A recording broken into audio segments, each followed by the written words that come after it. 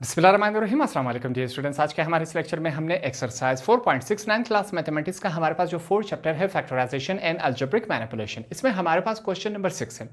Question number 6 पे जाने से पहले इससे पहले हम क्या किया करते थे, हमारे पास दो पॉलिनोमियल दिया करते थे।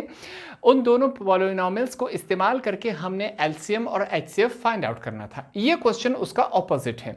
हमारे पास एचसीएफ और एलसीएम पहले से दिए गए हैं। इन दोनों की मदद से हमने जो दो पॉलिनोमियल्स थे उनमें से एक दिया गया है, दूसरा जो हमारे पास पॉलिनोमियल है इसको हमने फाइंड आउट करना है। ये सिंपल सा क्वेश्चन है, ठीक है। हमारे पास क्वेश्चन क्या दिया गया है, एचसीएफ एंड एलसीएम हमारे पास दिए गए हैं और एक पॉलिनोमियल दिया गया है, दूसरा पॉलिनोमियल हमने फाइंड आउट करना है। जो डेटा हमारे पास क्वेश्चन में दिया गया है, सबसे पहले इस डेटा को हम निकाल लेते हैं। यहां पर मैं सबसे पहले लिख लेता हूं गिवन डेटा, गिवन दैट कि हमारे पास ये वाली वैल्यूज दी गई हैं क्वेश्चन में, ठीक है। कौन सी वैल्यूज हैं हम लिखेंगे। सबसे पहले यहां पर हमारे दिमाग में ये क्वेश्चन आता है कि हमें कैसे मालूम होगा कि इसमें से कौन सी एचसीएफ वाली वैल्यू है, कौन सी एलसीएम वाली वैल्यू है। देखें, ये एक सिंपल सा और आसान सा। सबसे पहले क्या लिखा गया है, एचसीएफ लिखा गया है, तो जो पहली वैल्यू होगी वो हमारे पास एचसीएफ की होगी। दूसरा हमारे पास एलसीएम लिखा गया है, जो सेकंड वैल्यू होगी वो एलसीएम लिखा गया होगा। इसी बात को साबित करने के लिए इसमें एक लफ्ज लिखा गया है रिस्पेक्टिवली। इसका मतलब यह नहीं होता कि एहतरामन, इसका मतलब होता है तरतीब के साथ। पहला एचसीएफ लिखा गया है तो पहली वैल्यू एचसीएफ की होगी, दूसरा लफ्ज एलसीएम लिखा गया है तो दूसरी वैल्यू एलसीएम की होगी। ये सिंपल सा इसको पहचानने का तरीका है। यहां पर हमारी ये कंफ्यूजन भी क्लियर होगी। सबसे पहले हमने एचसीएफ लिखा, एचसीएफ को हम एच से जाहिर कर लेते हैं, ठीक है। एचसीएफ की वैल्यू हमारे पास क्या दी गई है, x-3। इसके बाद हम लिखेंगे एलसीएम। क्वेश्चन में एलसीएम दिया गया है कि नहीं, बिल्कुल दिया गया है। एलसीएम को हम एल से जाहिर कर लेते हैं, पहला लेटर एल है, ठीक है।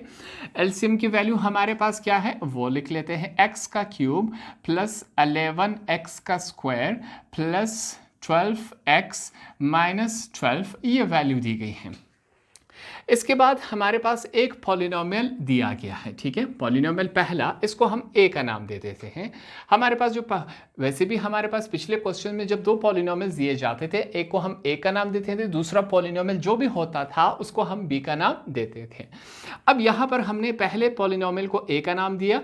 पॉलिनोमियल्स क्या है, x माइनस 6। पॉलिनोमियल किसे कहा जाता है, मैथमेटिक्स में ऐसा इक्वेशन जिसमें अल्फाबेट्स, पावर्स, नंबर्स इकट्ठे करके प्लस माइनस लिखे जाए तो इसको पॉलिनोमियल कहा जाता है। सिंपल सी बात है।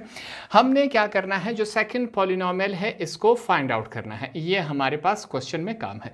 तो हमने क्वेश्चन को यहाँ पर तमाम डेटा निकाल लिया। अब हमें चीज़ें समझ आ रही कि एचसीएफ भी दिया गया है, एलसीएम भी दिया गया है, पहला पॉलिनोमियल, सेकंड हमने फाइंड आउट करना है। यहां पर हम लिखेंगे वी नो दैट, हमें एक बात अब मालूम है। कौन सी बात है वो यहां पर लिख लेते हैं। हमारे पास वो बात है, यहां पर ट्राई करते हैं। सबसे पहले यहां पर हम लिखेंगे a multiply by b is equal to h multiply by l। ये बात हो गई हमारे पास।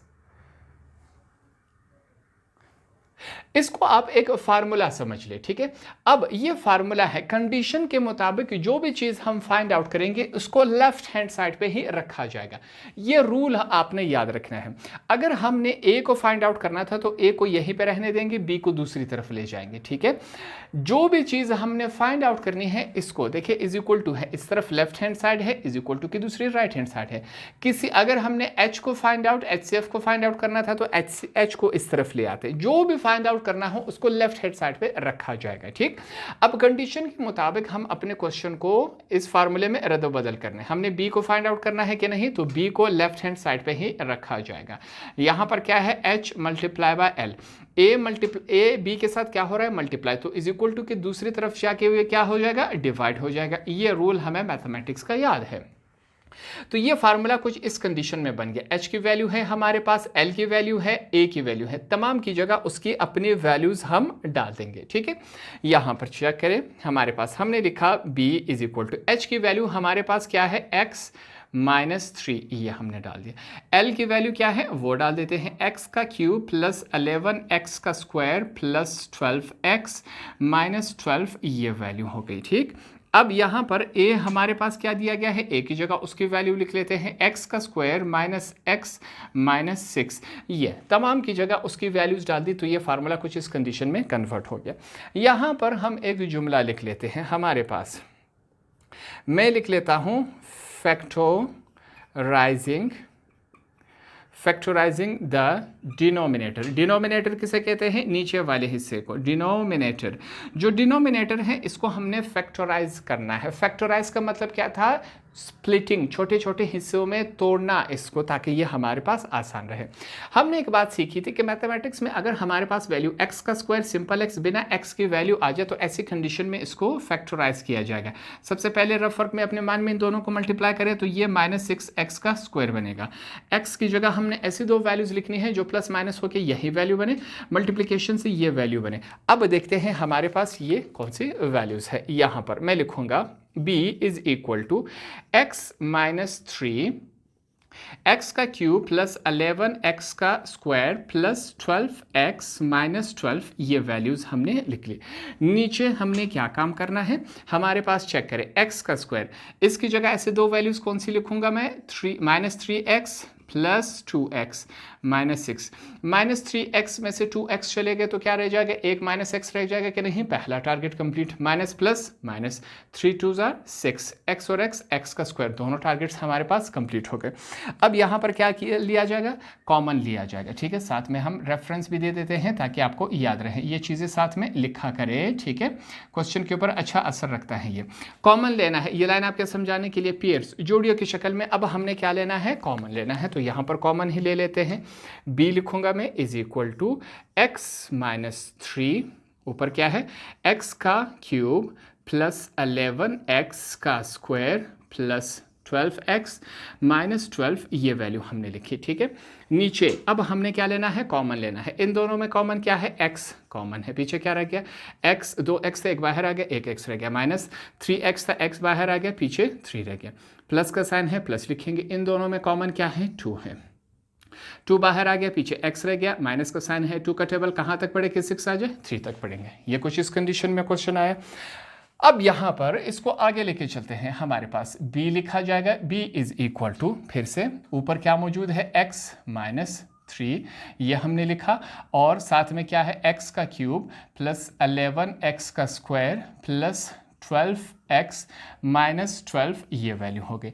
नीचे चेक करें, हमारे पास x माइनस 3 2 दफ़ा है कि नहीं, इसको कॉमन लिया जाएगा। x माइनस 3 को एक दफ़ा लिखा, पीछे क्या बच गया, x प्लस 2, तो हम x प्लस 2 को भी ब्रैकेट में लिख लेते हैं। ये कुछ इस कंडीशन में आया कि नहीं, बिल्कुल आया।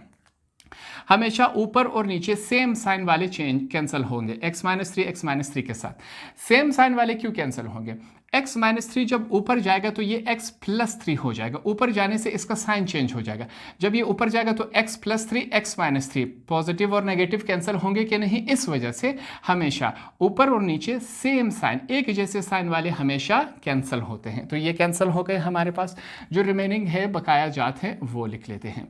b इज इक्वल टू हमारे पास x का क्यूब प्लस 11x का स्क्वायर प्लस 12x माइनस 12, ये वैल्यू रह गई हमारे पास, और डिनोमिनेटर में क्या है, x प्लस 2, ये रह गया हमारे पास। ये वैल्यू रह गई कि नहीं। अगले स्टेप पे यहाँ पर मैं लिख रहा हूँ, आपने इसके नीचे लिखना है बाय डिवीजन। अब हमने डिवीजन की मदद से इसको सॉल्व करना है। ये दोनों वैल्यूज आपस में डिवाइड हो रही है कि नहीं, बिल्कुल हो रही है, तो हम डिवाइड ही करवा लेते हैं। छोटी वैल्यू x प्लस 2 है, छोटी वैल्यू को हमेशा बाहर लिखा जाता है, तो हमने बाहर लिखा, और जो बड़ी वैल्यू है इसको हमने अंदर लिख लेना है। हमारे पास बड़ी वैल्यू क्या है, x की पावर 3 प्लस x की पावर 2 प्लस 12x माइनस 12, ये वैल्यू हो गई। अब यहाँ पर ऐसी कौन सी वैल्यू रखी जाए जो x के साथ मल्टीप्लाई हो, x की पावर क्यूब आ जाए, तो x की स्क्वायर, एक x पहले से है तो ये क्या बन जाएगा हमारे पास, x की पावर 3 बन गया, प्लस और प्लस प्लस है, 2x का स्क्वायर बन गया हमारे पास। साइन चेंज होंगे, ये प्लस है तो माइनस, ये प्लस है तो माइनस, दोनों हो गए हमारे पास। ये वाले इसी तरह नीचे आएंगे। ये लाइन आपके समझाने के लिए हमने कहा था हमेशा पहला वाला कैंसिल होना चाहिए, ये कैंसिल हो गया। यहाँ पर हमारे पास क्या रह गया, 11x स्क्वायर में से 2x स्क्वायर निकल गए, तो 9x का स्क्वायर प्लस 12x माइनस 12, ये वैल्यू है हमारे पास। यहाँ पर ऐसी कौन सी वैल्यू रखी जाए, x के साथ मल्टीप्लाई हो, 9x का स्क्वायर आ जाए, सिंपल सी बात है 9x ही रखेंगे। 9x जब x के साथ मल्टीप्लाई होगा तो ये 9x का स्क्वायर बन गया, प्लस और प्लस प्लस हो गया हमारे पास, 2 मल्टीप्लाई बाई 19 18 हो गया, साथ में ये x हमने लिख लिया। ठीक, साइन चेंज जो होंगे फिर से साइन चेंज करवा लेते, ये प्लस है माइनस, ये प्लस है तो माइनस हो गया हमारे पास, ये वैल्यू उसी तरह नीचे आएगी, पॉजिटिव वाली नेगेटिव के साथ कैंसिल हो गई। यहाँ पर माइनस 18x में से 12x निकल गए तो हमारे पास माइनस 6x और माइनस 12 रह गए। ठीक है, यहाँ पर ऐसी कौन सी वैल्यू रखी जाए जो x के साथ मल्टीप्लाई हो, ये वैल्यू बने, सिंपल सी बात है। यहाँ पर हम इनको बताएंगे -6 क्या रखा हमने, -6 यहाँ पर हमने रखा। अब यहाँ पर चेक करें, हमारे पास -6 प्लस माइनस माइनस हो गया, ये हमारे पास -6 प्लस और माइनस माइनस हो गया हमारे पास, 6 मल्टीप्लाई बाई 12, 6 मल्टीप्लाई बाई 2 हमारे पास 12 हो जाता है, साइन चेंज होंगे, माइनस है तो प्लस, माइनस है तो प्लस हो गया, ये पॉजिटिव नेगेटिव के साथ दोनों कैंसिल हो गए। क्या कोई वैल्यू रह गई, नहीं रह गई हमारे पास। तो हमारा जो पॉलिनोमियल है वो ये रहा हमारे पास। ठीक है, ये हमारा क्या है, सेकंड पॉलिनोमियल है। हमने सेकंड पॉलिनोमियल फाइंड आउट करना था कि नहीं, तो b हमारे पास क्या है, x का स्क्वायर प्लस 9x माइनस 6, ये हमारा क्या हुआ आंसर। जो सेकंड पॉलिनोमियल हमने फाइंड आउट करना था, जो नहीं दिया गया था, वो हमने फाइंड आउट कर लिया। ये इसका सिंपल सा आसान सा प्रोसेस है। अब जब हम आंसर में जाएंगे, इसका जो हमारे पास आंसर है बुक में, फिर से इसका जो आंसर है पार्ट नंबर 6 का आंसर इन्होंने पार्ट नंबर 10 में दिया गया है। जब हम आंसर वाले सेक्शन में जाएंगे, 8 वाले आंसर को चेक करें तो आपके पास ये आंसर दिया गया होगा। इनमें फिर से रद्दोबदल किया गया है बाय मिस्टेक, प्रिंटिंग मिस्टेक है इस किताब में बहुत सारी। तो जो 8 का आंसर है वो यहाँ पर ये दिया गया है। सिंपल और आसान सा क्वेश्चन था। होप आपको ये वाला क्वेश्चन भी आसानी से समझ आ गया होगा।